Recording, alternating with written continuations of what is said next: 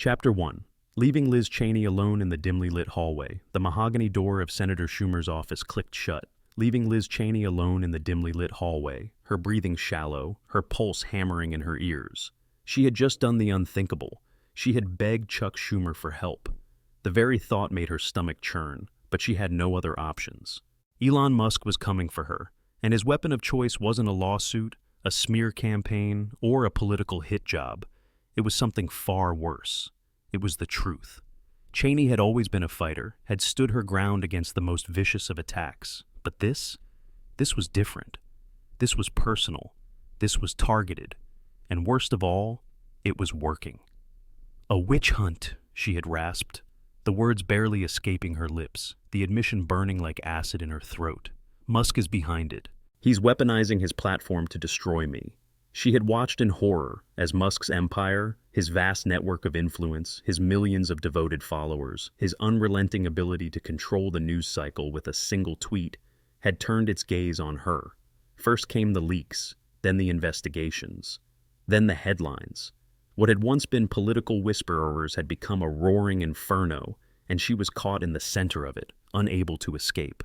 Schumer, a seasoned political animal, had listened with a practiced poker face, his eyes unreadable, his fingers steepled, as Cheney unraveled before him. He didn't believe her sudden conversion, didn't buy her desperate plea for sanctuary. He had seen too many betrayals, had played this game far too long to trust a woman who had spent years vilifying him. But that didn't matter, because he saw an opportunity. Musk had been a thorn in the Democrats' side for months, a wild card with too much power, too much influence, too much reach. His acquisition of Twitter had transformed it into a battlefield, where the once dominant media narratives were suddenly being challenged, where conservatives, silenced for years, were making their voices heard again. And now he had turned his attention on Cheney, a former Republican darling turned anti-Trump crusader, and if she was being targeted, that meant there was blood in the water. It meant Musk had exposed something real. Schumer had offered no promises, only a vague assurance to look into it, his tone carefully neutral, his words designed to extract more than they offered. But as Cheney left his office, her shoulders hunched, her face drained of color, he reached for the intercom on his desk, his voice a quiet command. "Keep this meeting quiet," he instructed his chief of staff, his eyes narrowing as his mind whirred through the possibilities, the political calculus forming with each second. "But start digging. Find anything we can use against Musk." The hunt had begun. Chapter 2. Secrets in Washington, D.C. Unfortunately for Chuck Schumer, secrets in Washington, D.C. were like sandcastles at high tide, fragile, fleeting, and inevitably swallowed by forces beyond control. No matter how careful, how meticulous, or how cloaked in discretion a political maneuver seemed, there was always a crack, a loose thread, an overeager staffer with too much ambition and too little discretion. And that's exactly what happened. A junior staffer, young, eager to impress, and always listening when he wasn't supposed to, overheard snippets of a conversation, fragments of a discussion that should have never been spoken in a room with anyone but the most trusted insiders. And like a spark catching dry timber, the information spread. It slipped between whispered conversations in corridors, over drinks in dimly lit D.C., bars, through coded texts exchanged between political operatives who all understood that in this town, knowledge was currency. The whispers carried on the humid Washington air, traveling from staffer to staffer, lobbyist to lobbyist, until they reached the ears of someone loyal to Elon Musk. The moment Musk's team got wind of it, the implications were clear. This wasn't just political maneuvering. This was an orchestrated effort to box him out, to neutralize his influence, to undermine the sweeping reforms and restructuring he had been implementing at the Department of Government Efficiency, DOGE. The very people who had once praised his disruptive genius were now conspiring against him, and he knew exactly what needed to be done. Within days, Musk was requesting a meeting in the Oval Office, his usual boyish arrogance tempered by a grim expression, his normally buoyant energy replaced by a steely resolve. He had weathered corporate battles, media smear campaigns, government resistance, but this was different. This was Washington at its dirtiest, and Musk had no intention of letting himself be played like some expendable pawn in the political chessboard of career politicians. President Trump, sensing the gravity of the situation, had assembled his inner circle, a council of war comprised of his most trusted and battle-tested allies. Stephen Miller, the sharp-tongued, relentless deputy White House chief of staff, sat with his usual piercing gaze, his mind already constructing the counteroffensive. Caroline Leavitt, the unflappable press secretary, straightened her papers, already calculating the media narrative that would emerge from this confrontation. And then there was Speaker of the House Mike Johnson, his usually jovial face etched with concern, knowing that this was bigger than just a White House squabble. This was a fight for control of the government itself. As Musk strode into the Oval Office, he did not wait for pleasantries, did not waste time with small talk. He placed both hands on the edge of the resolute desk, leaning forward slightly, his eyes locking onto Trump's with an intensity that very few had the courage to display in front of the most powerful man in the world. "Mr. President," Musk began, his voice clipped, controlled, but brimming with a restrained fury, "we have a problem." Trump leaned back, steepling his fingers, his gaze unreadable, but the glint in his eye suggesting he already knew what Musk was about to say. "Schumer." Musk nodded, sliding a sleek tablet across the desk, the screen lighting up with names, communications, snippets of leaked conversations, all the evidence pointing to a coordinated effort from the Senate Minority Leader and his allies to sideline Musk, to chip away at his influence, to limit the power of Doge before it could truly transform the bloated bureaucracy of Washington. Trump glanced down at the screen, his expression hardening as he scanned the details.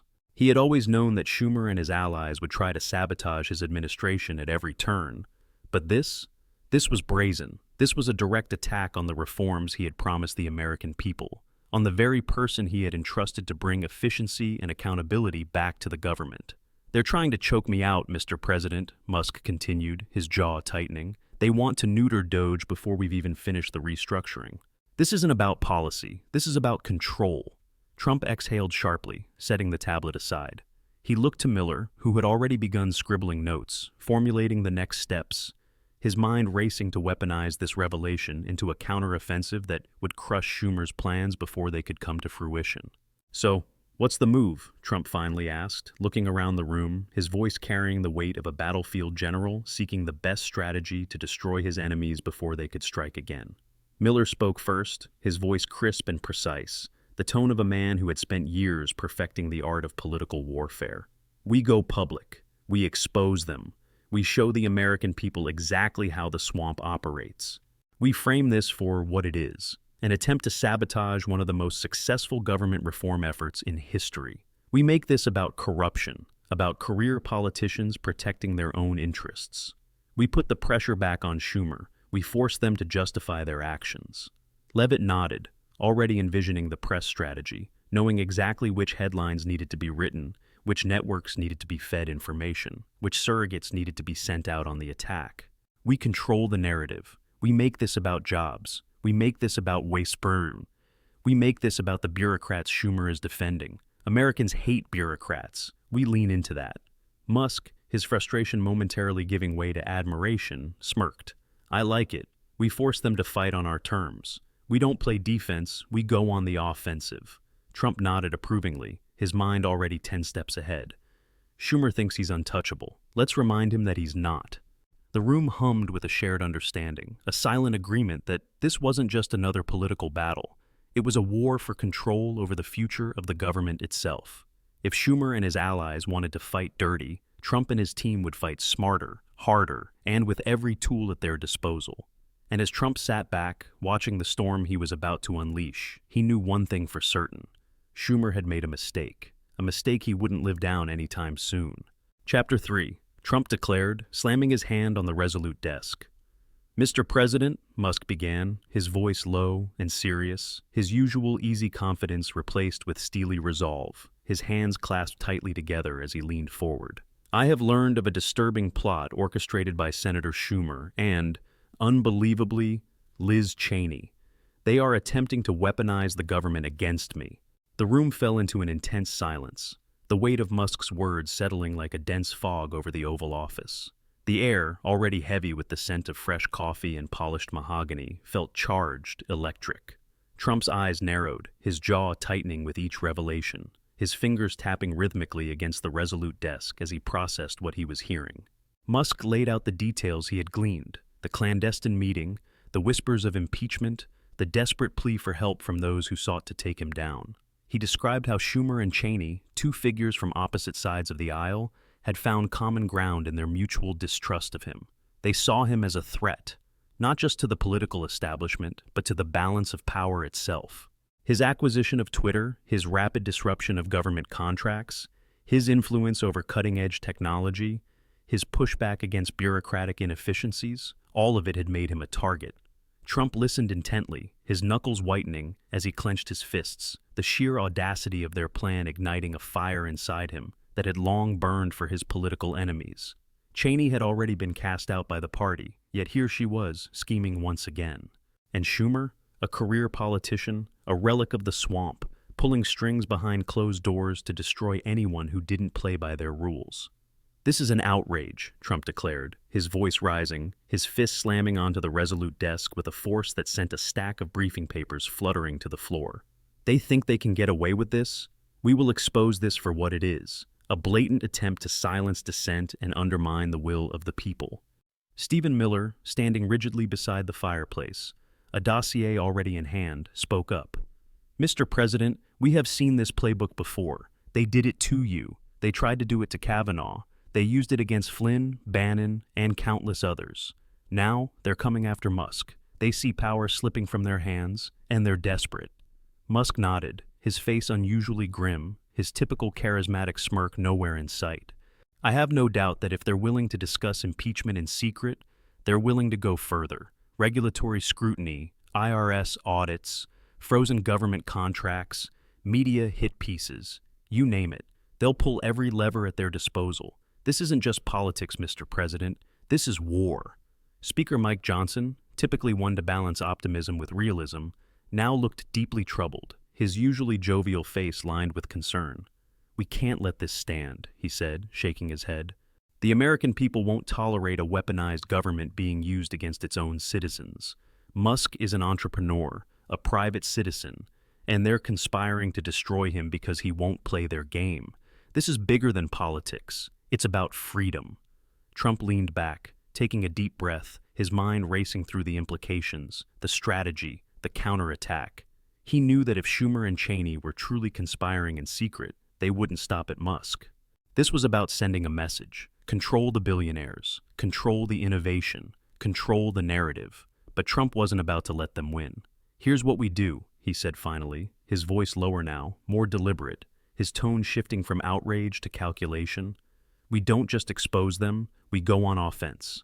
Caroline, I want a press briefing scheduled for tomorrow. I want this out in the open. We don't let them control the narrative. We control it. We put them on the defensive."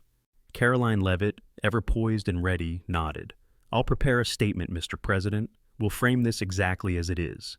An attack on free speech, on private enterprise, on anyone who dares to challenge the ruling elite. The American people will see what's happening." Trump turned to Bondi, his most formidable legal warrior. "Pam, I need you to start drafting legal actions.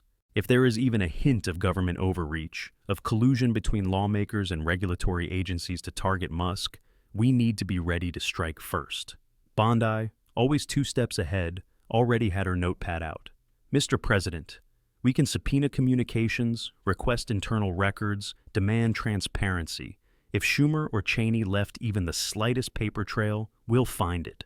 Trump grinned, a slow, confident expression that signaled he was in his element.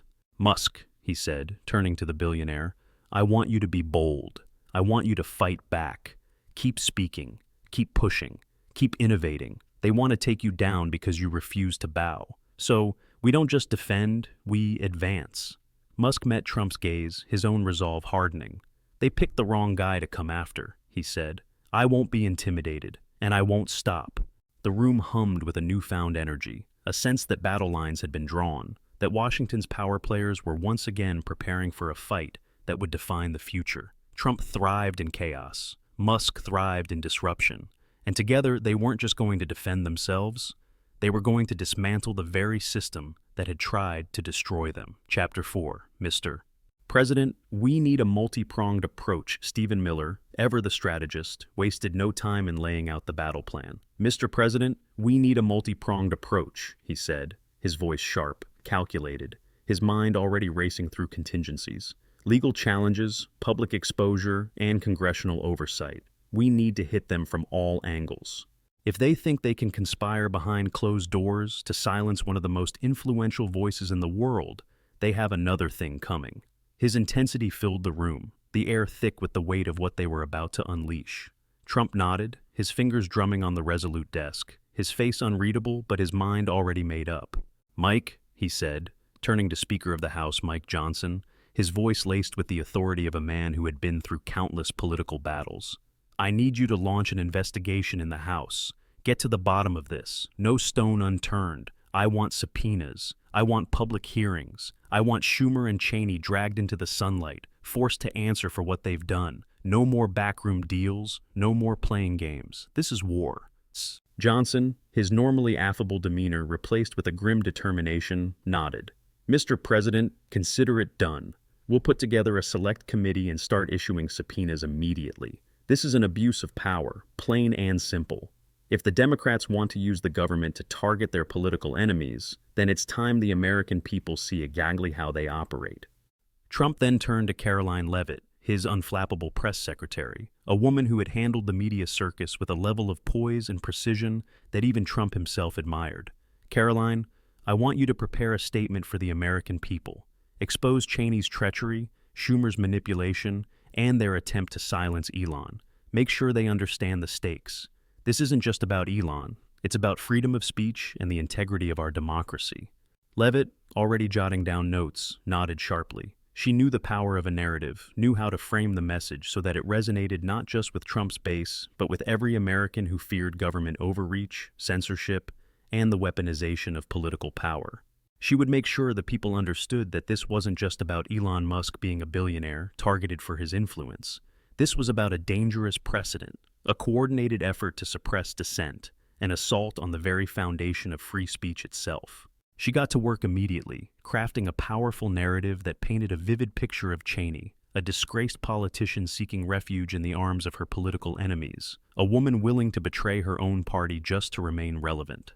She detailed Schumer's cynical exploitation of the situation, his eagerness to use the power of the government to silence a critic, his audacity in thinking that backroom politics could override the will of the American people.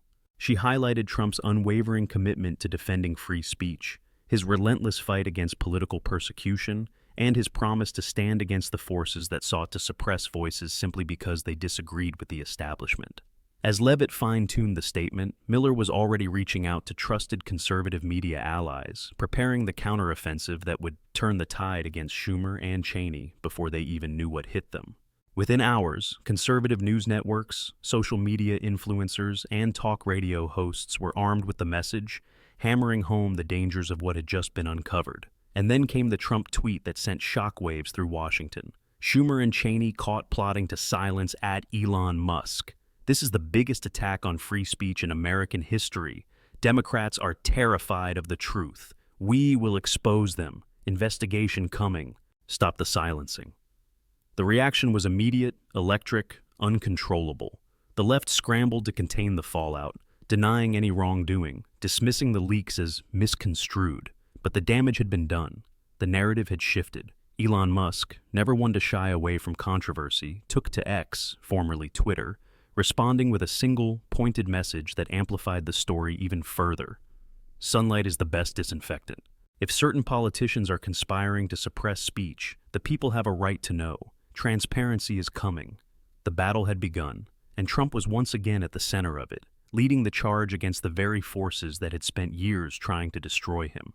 And this time, he wasn't just fighting for himself. He was fighting for the very principle of free speech. Chapter 5. People across the political spectrum condemned Cheney and Schumer's actions. The statement was released to the public, and the response was immediate and overwhelming. News channels buzzed with the story, headlines blaring the shocking revelations that had emerged from the investigation. Social media exploded with outrage. Hashtags like Cheney exposed, Schumer betrayal, and free speech prevails dominated Twitter, Facebook, and Telegram. People across the political spectrum condemned Cheney and Schumer's actions, their backdoor dealings now laid bare for the nation to see. What had once been whispered accusations had now become an undeniable reality, a scandal of historic proportions that shook the foundations of Washington, D.C. Speaker Mike Johnson, armed with Trump's backing and public outrage, wasted no time in launching a full-scale investigation in the House, an unprecedented effort to root out what he called a blatant attempt to subvert democracy. Subpoenas were issued, demanding communications, financial records, and private correspondences between Schumer, Cheney, and their inner circles. Documents were pored over by forensic analysts, and witnesses were questioned under oath, revealing just how deep the deception ran. The truth began to unravel, each new piece of evidence painting a damning picture of the intricate web of deceit and betrayal that had been spun behind the scenes. For Liz Cheney, the fallout was swift and brutal. Once a formidable force in Republican politics, her name had now become synonymous with betrayal. The conservative base, already skeptical of her allegiances, turned against her with a vengeance. Protests erupted at her public appearances, crowds of angry voters chanting "traitor" and demanding her resignation. The same networks that had once heralded her as a principled conservative voice were now distancing themselves, reluctant to be associated with the blatant subversion of political norms she had attempted. Her credibility crumbled, her defenses growing weaker with every new revelation, until it became clear that her political career, once a beacon of conservative hope, was now in ruins. Schumer, realizing he had overplayed his hand, scrambled to contain the damage. The majority leader, normally poised and calculated, now found himself on the defensive, issuing denials that sounded increasingly hollow as the evidence mounted. He claimed innocence, insisting that he was simply exploring all options to safeguard democracy, but the American people weren't buying it. His attempts to frame himself as a protector of the republic fell flat, drowned out by the glaring contradictions in his own leaked communications. While he tried to distance himself from Cheney, claiming he had no knowledge of any unethical tactics, the truth was undeniable. He had been a key orchestrator, a power player who had assumed he was untouchable, but he had miscalculated, and now he was paying the price. His reputation suffered a significant blow, one that would not be easily repaired, even among his own allies. And in the end, as the dust settled, there was only one clear winner: Donald J. Trump. He had successfully defended Musk, protected freedom of speech, and exposed the corruption and hypocrisy of his political opponents. The left-wing establishment had tried to silence one of the most influential figures in tech, had attempted to manipulate the system to control speech, to dictate the narrative, but they had failed spectacularly. Trump, through sheer force of will, through an unrelenting pursuit of the truth, had once again turned the tide, exposing the very forces that had worked so tirelessly to destroy him. The American people had seen through the lies and deceit, had witnessed firsthand how the political elite operated behind closed doors, and they had rejected it. They reaffirmed their faith in the principles of fairness and justice, rejecting the idea that those in power could operate above the law, unchecked and unchallenged. And in the aftermath of the scandal, Trump's popularity soared, his approval ratings surging, as Americans recognized him once again as the leader who never backed down, who always fought for them. He had not only won the battle, he had redefined the war. The attempt to silence Musk had backfired spectacularly, proving once again that truth and unwavering conviction could triumph over even the most elaborate schemes. And as Trump sat in the Oval Office, watching the news reports of Cheney's downfall, Schumer's disgrace, and the public rallying behind him, he knew one thing with absolute certainty: this was just the beginning.